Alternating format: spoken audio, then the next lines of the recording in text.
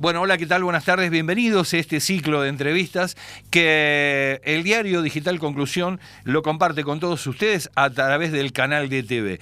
En esta oportunidad vamos a estar charlando acerca de temas que tienen que ver con la situación política, algunos actores de la política que de alguna manera confunden, generan angustias, incertidumbres, pero también, ¿por qué no mirarlo todo esto dentro de un contexto que parece que es el que le da sentido a algunos posicionamientos de estos actores que de la política parece ser de que de alguna manera lo que están tratando de incidir es en aquello que es lo que puede ser el plan de gobierno en marcha. Así que para poder interpretar estas actitudes, esta situación, el contexto general, hemos decidido hablar con la socióloga Alcira Argumedo. ¿Qué tal? Le damos la bienvenida. ¿Cómo le va, Alcira? ¿Cómo están? ¿Qué dice? Muy bien, aquí estamos, con grandes interrogantes y seguramente con alguna lectura que usted nos pueda participar para compartirla con quienes nos están viendo. Pero mira, en grandes rasgos yo creo que Argentina tiene que ver con ciertas que se están dando en el contexto internacional. A ver. O sea, es evidente que la pandemia no hizo sino detonar y agudizar la crisis que ya se venía diseñando en Occidente principalmente, Sí. de las políticas neoliberales y de la globalización neoliberal. Ahí tenías en Inglaterra la crisis del Brexit, en Francia los chalecos amarillos y las huelgas, en Alemania un incremento de la pobreza y el crecimiento de los neonazis,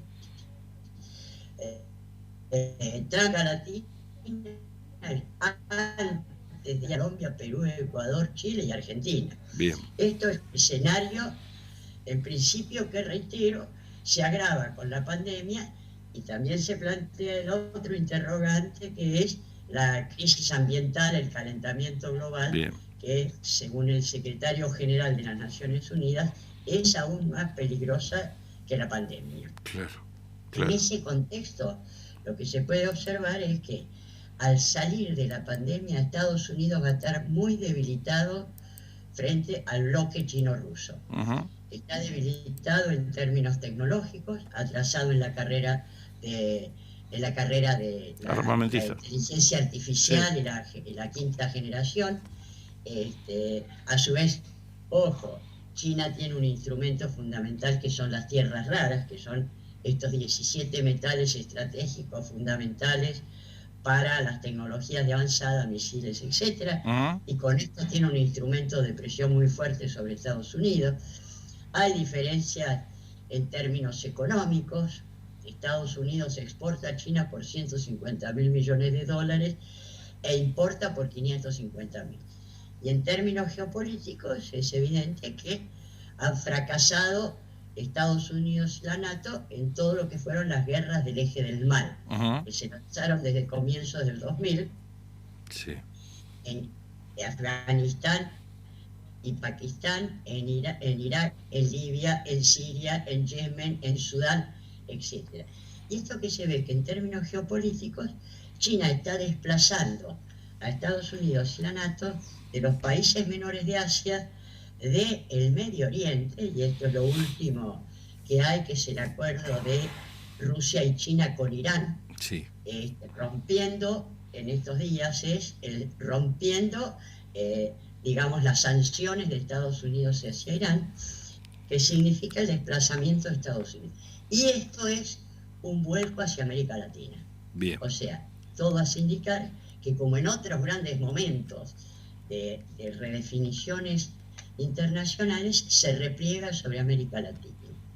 Ahora, si uno analiza el problema en América Latina, yo creo que muchas de las provocaciones que estamos sufriendo, este acoso por parte de la derecha, uh-huh, de las derechas incrementando, etcétera, incluso estos ciertos comentarios no muy loables de los últimos tiempos, yo me da la sensación que no son totalmente, o sea, ¿por qué? Porque Argentina es el único país, salvo México, que tiene una relación muy especial con Estados Unidos por esta cercanía, que, como dicen los mexicanos, pobre México, tan lejos de Dios y tan cerca de Estados Unidos. Claro. Argentina es el único gobierno que no es de derecha en América Latina. Claro. Y esto me parece que si el actual gobierno tuviera un éxito, sería un muy mal ejemplo para esta situación que se está dando en otros países, ¿no? Y donde aparentemente sí hay la búsqueda de soluciones no santas, ¿no? Al estilo Bolivia. Evidentemente sí es cierto, en esos comentarios, sí es cierto que el gobierno de Bolsonaro es cívico-militar, o sea, Claro. El ministro de Salud es un militar. Sí. En el caso de Chile hay un interrogante muy grande. Piñera está viene de manifestaciones larguísimas y de alguna manera ha empezado a ingresar en su gabinete a antiguos pinochetistas. Claro. En este panorama, Argentina tiene grandes desafíos, pero mi sensación es que va a haber o se está dando un acoso de las derechas para impedir que haya un cierto éxito político en Argentina, ¿no? Claro, claro. De allí que usted visualiza, digamos, que las desafortunadas afirmaciones del expresidente no son más que el indicio cierto de que acá hay sectores que por el proyecto político que está llevando adelante el gobierno están perjudicados, sea porque son socios minoritarios de algunos intereses de los países centrales, o son, digamos, accionistas minoritarios de algunos intereses de países centrales. Mira, la idea es esta. Puede ser que sea el tonto del batallón que dice lo que no hay que decir, pero que en algún lugar lo escuchó. O puede ser alguna de las opciones que vos manejás, yo no lo puedo decir porque no tengo pruebas. Claro. Pero hay hechos objetivos, además no nos engañemos. Hace un mes estuvo por acá Steve Bannon. Sí. Steve Bannon es un ideólogo de la ultraderecha. Ahora está preso porque se quedó con un vuelto. Claro. Pero de todas maneras es un tipo que había venido impulsando la estrategia de conformación de una gran alianza de derechas y ultraderechas, partidos republicanos, derechas y ultraderechas europeas y derechas en América Latina. A su vez, acá tenés ¿cómo se llama? La Organización por la Libertad, sí. Vargas Llosa. Sí, claro. Digamos, todos estos movimientos supuestamente libertarios, que en realidad solo impulsan políticas neoliberales, plantean el interrogante de cómo pretender continuar imponiendo modelos neoliberales cuando digamos, si sus sustentos son democracias, se vuelven inviables. Claro. Y además estamos en un momento civilizatorio, porque el problema es que, ¿por qué fue la crisis de los modelos neoliberales en Occidente? Porque en los últimos 40 años se dio un crecimiento exponencial del desempleo, la precarización laboral, la pobreza y la indigencia, y un crecimiento igualmente exponencial de la concentración y polarización de la riqueza.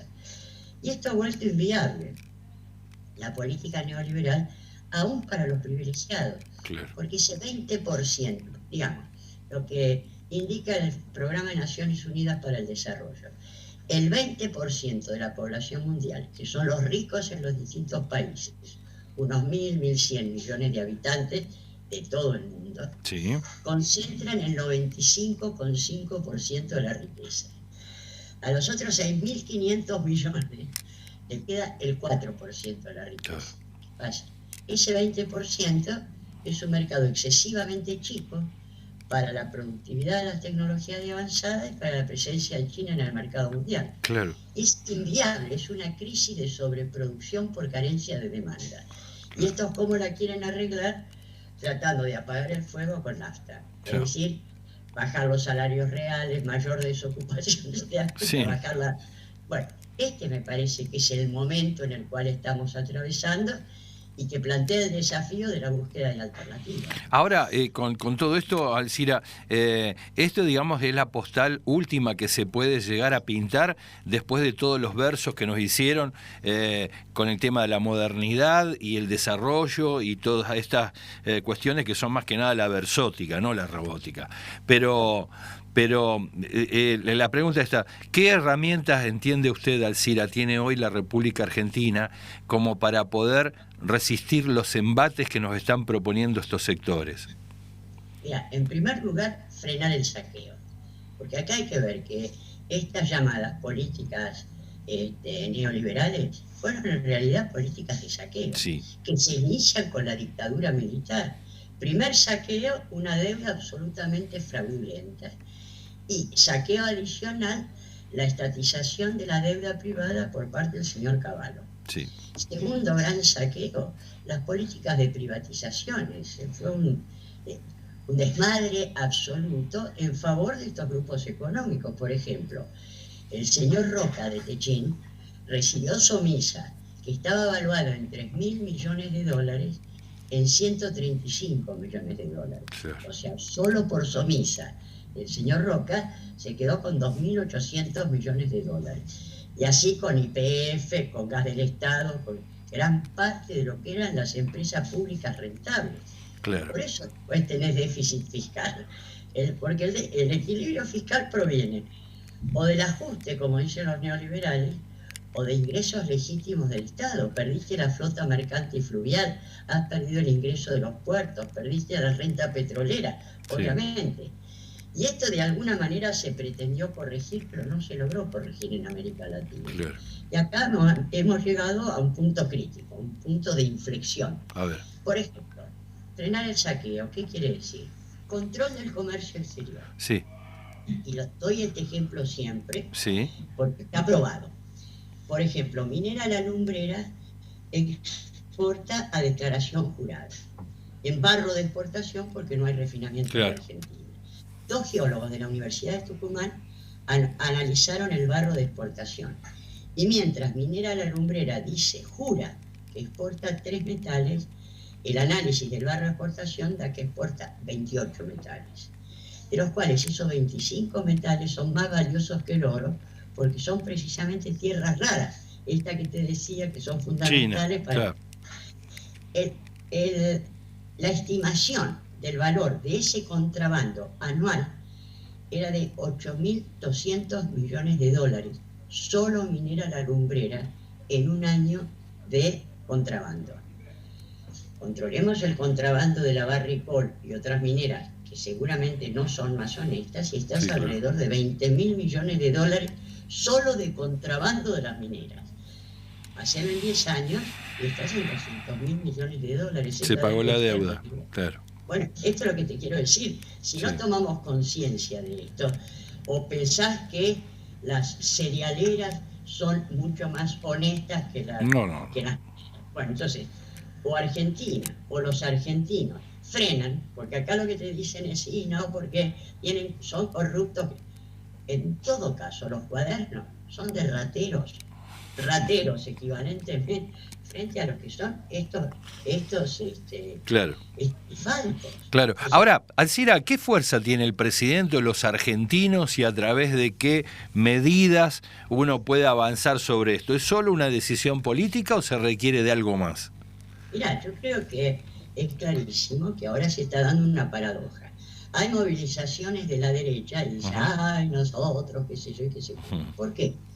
Porque aquellos sectores que apoyan el gobierno están siguiendo las indicaciones de preservar los contagios de los coronavirus. Ahora, yo te puedo asegurar que si se movilizan los movimientos sociales, las mejores vertientes de la CGT, de los sindicalismos, no necesariamente, los derechos humanos y los movimientos universitarios y juveniles, y multiplicás por 50 sin auto las movilizaciones de la derecha. Pero estás como en una trampa porque no podés convocar a movilizaciones de apoyo porque es condenar a que la gente se contagie. ¿No? Un contrasentido.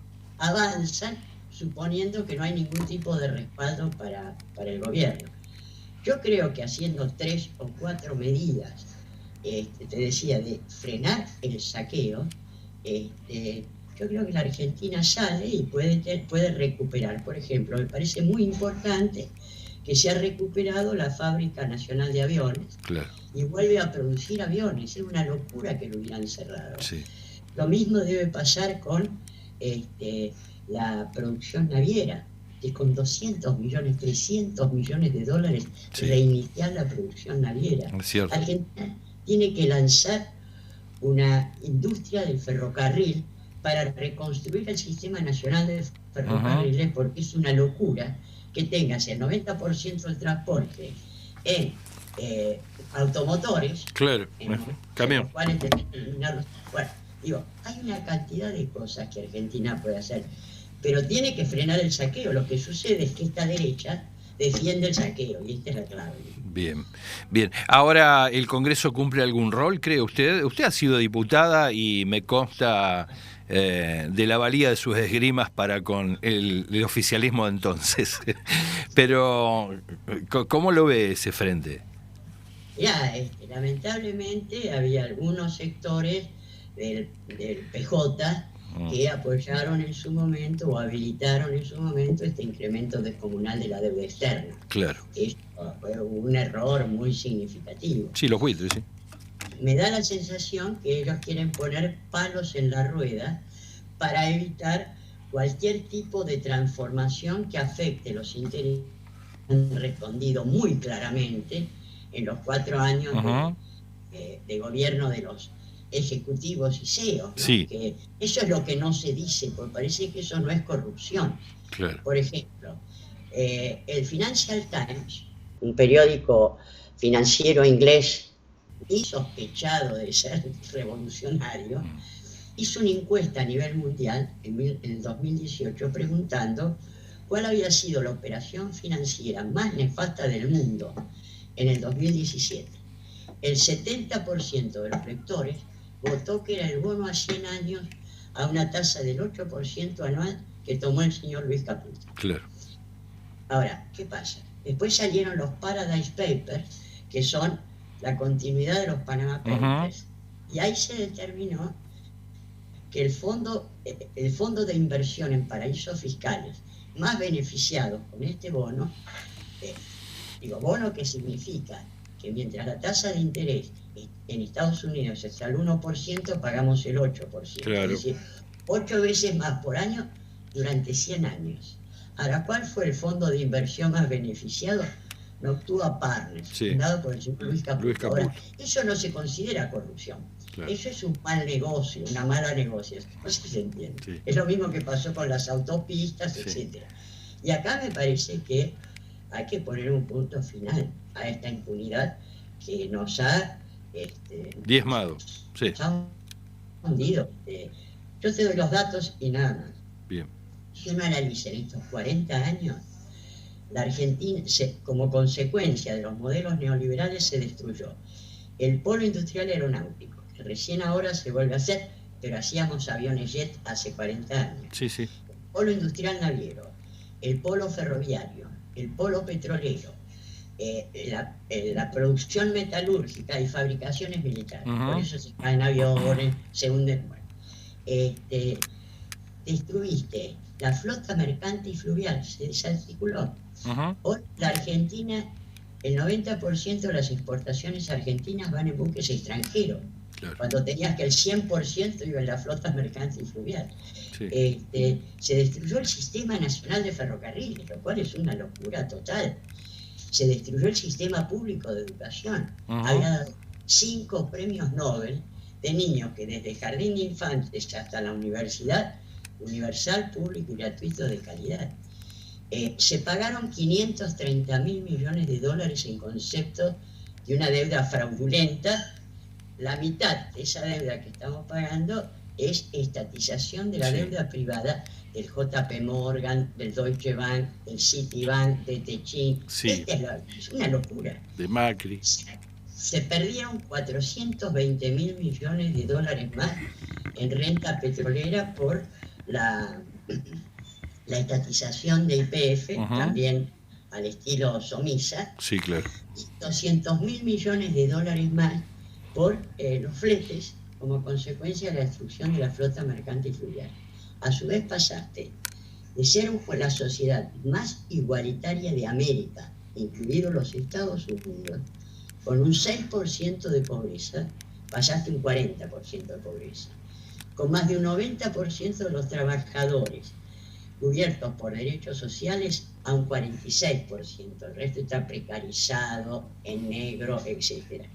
Y pasaste de un 3% de desempleo a un 14%. Pero esto es equívoco, porque en realidad se mide el desempleado, la persona que no tiene trabajo pero buscó trabajo.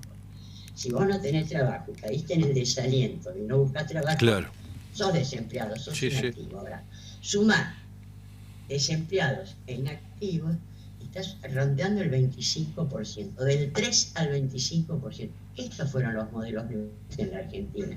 No sé qué más se necesita para demostrar que han sido altamente destructivos. Claro, ahora la última, y gracias, Alcira. Se está quejando muchos sectores de la población y algunos de la pequeña y mediana industria, no todos son conscientes, acompañan el gobierno en algunas medidas. Y dice que esto se ha incurrido, estamos en un parate. ¿De qué forma imagina usted salir de este parate mirando, digamos, el cuadro global que acaba de definir?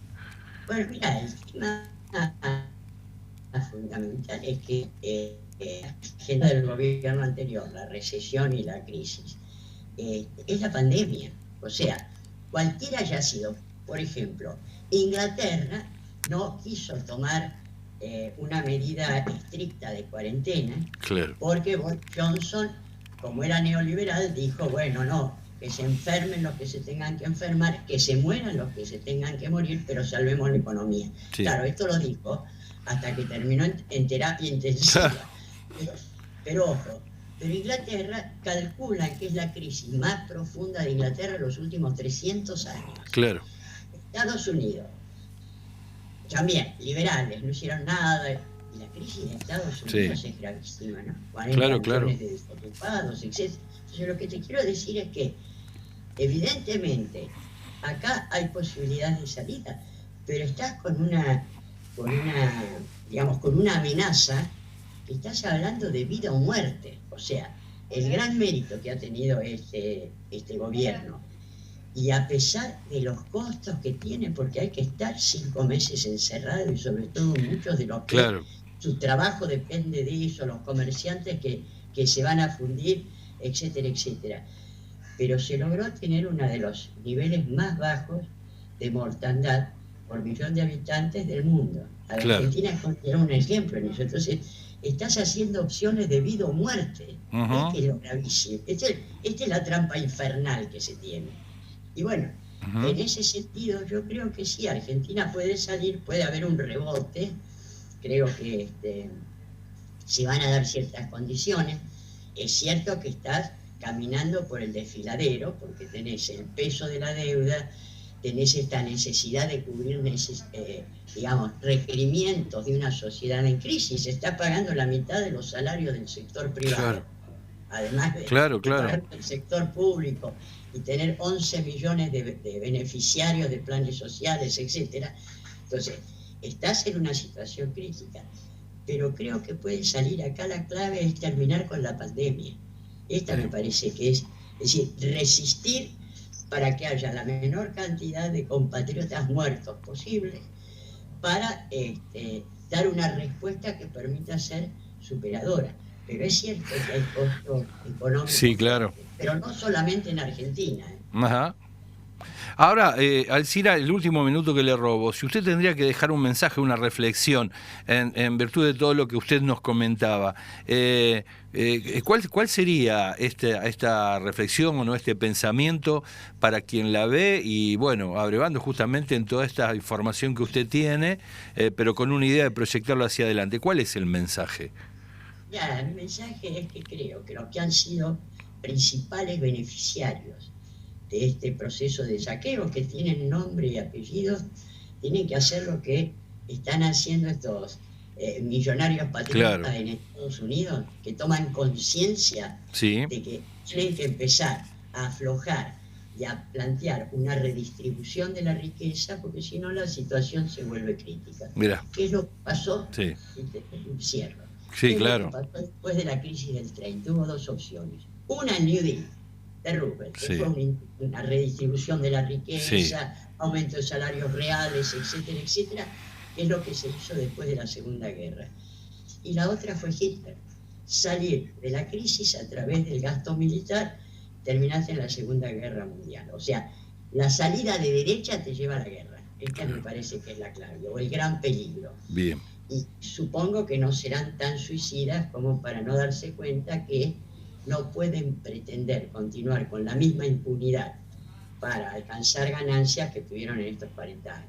Perfecto, perfecto. Bueno, será una cuestión a reflexionar y una materia que tal vez nos quede pendiente a los argentinos de poder profundizar, informarnos mucho mejor y empezar a entender que hay cuestiones que debemos de alguna forma retrotraernos como para no perder la memoria, porque por lo que se está viendo parece ser de que algunos ni siquiera se enteraron de todo esto que se habló, ¿no?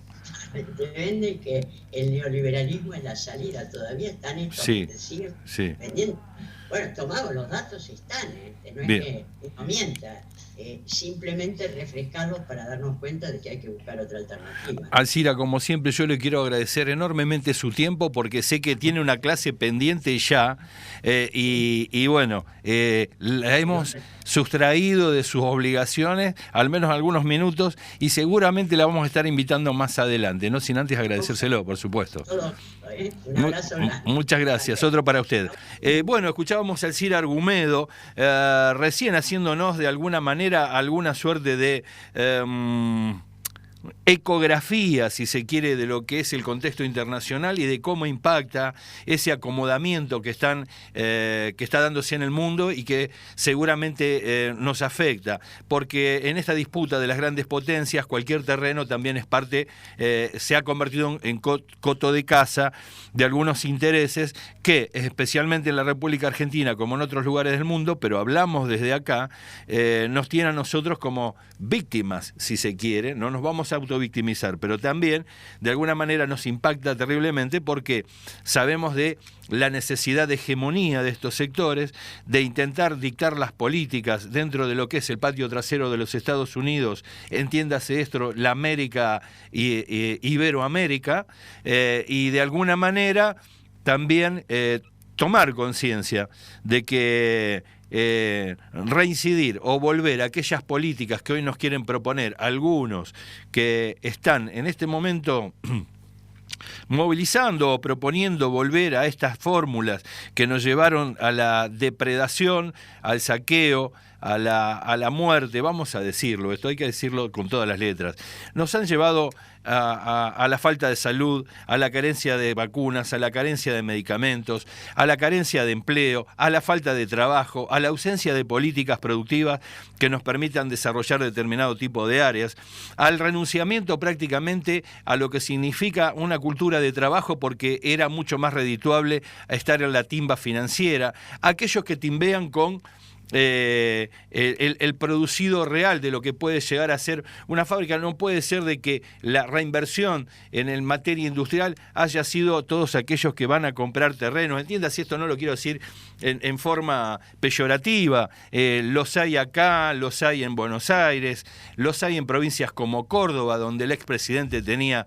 bastante aceptabilidad. Y uno empieza a pensar ¿en dónde estamos? ¿Qué es lo que estamos mirando? ¿O qué película nos estamos perdiendo de que de repente toda esa panacea o ese oasis que hoy nos quieren decir que tenemos que volver no es ni más ni menos que el producto de lo que se está viendo día a día?